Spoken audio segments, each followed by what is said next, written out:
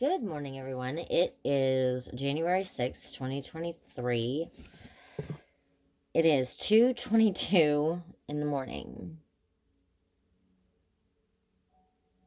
Or good evening or good afternoon, depending on where you're watching this from or what time you're watching this.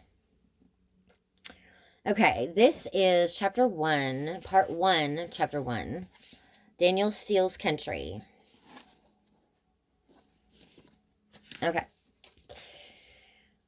The day dawned brilliantly sunny, reflecting the bright light on the crisp snow that had fallen the day before the Squaw Valley.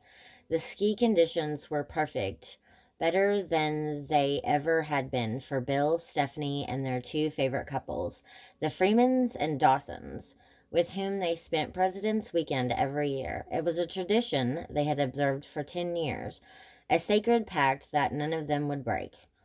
Allison Freeman had come even days before she had given birth to their last baby, their third child, 2 years before, refusing to miss the great weekend they always shared, and since Brad was a doctor, she said she felt safe being there. It was only a 4-hour drive from home, and although Brad was an orthopedic surgeon and not an obstetrician, she knew he would see to it that she got the best care.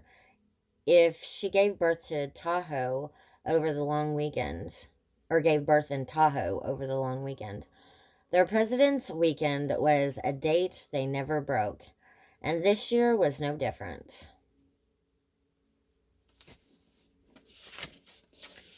It was meant to be an adult weekend, free of children and responsibilities. It was no longer an issue for Stephanie and Bill, whose children were dispersed and working in Atlanta and New York for their first steps on their fledgling careers, and in Rome, where their younger daughter was spending her junior year abroad. Fred and Jean Dawson's daughters were both married and lived in Chicago, having married brothers. But even Brad and Allison, whose children were much younger than the others, agreed not to bring their kids and left them with an au pair at home.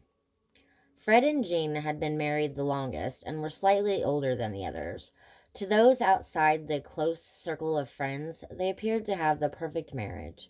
Fred had invented software that had made him a fortune and had gotten in on the .com boom right at the beginning. Their palatial home in Hillsborough was testimony to his success, along with his plane, his Ferrari, and Aston Martin, and Jean's stable full of thoroughbred horses, which were her passion. They had money to burn, and Fred's humble origins were a dimly remembered dream now.